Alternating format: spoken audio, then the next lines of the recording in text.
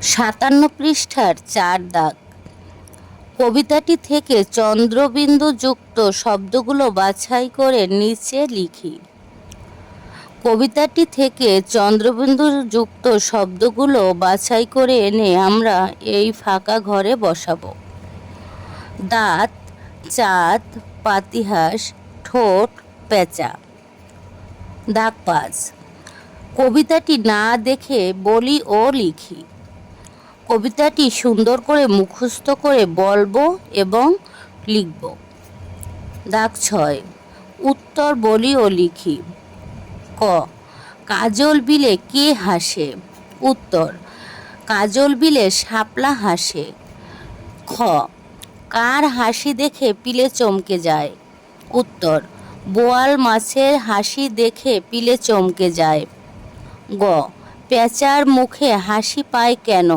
উত্তর, চারপাশের এত সব হাসি দেখেও যারা না হেসে মুখ গোমরা করে রাখে তাদের দেখে পেঁচার মুখেও হাসি চলে আসে।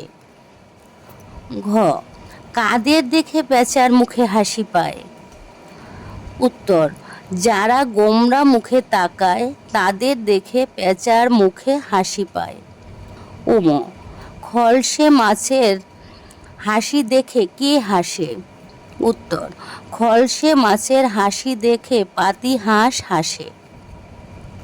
দাগ 7। 5টি পাখি ও 5টি মাছের নাম লিখি।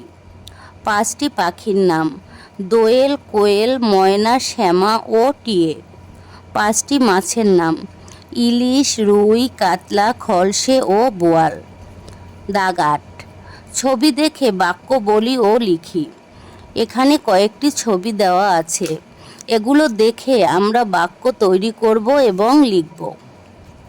চাঁদ, আকাশে বাঁকা চাঁদ দেখা যায়। টিয়ে, টিয়ে মানুষের মতো কথা বলতে পারে। শিশু, শিশুটি ফোকলা দাঁতে হাসছে। বোয়াল, নদীর বোয়াল খুব সুস্বাদু মাছ। গোমরা, গোমরা মুখে শিশুটি তাকিয়ে আছে।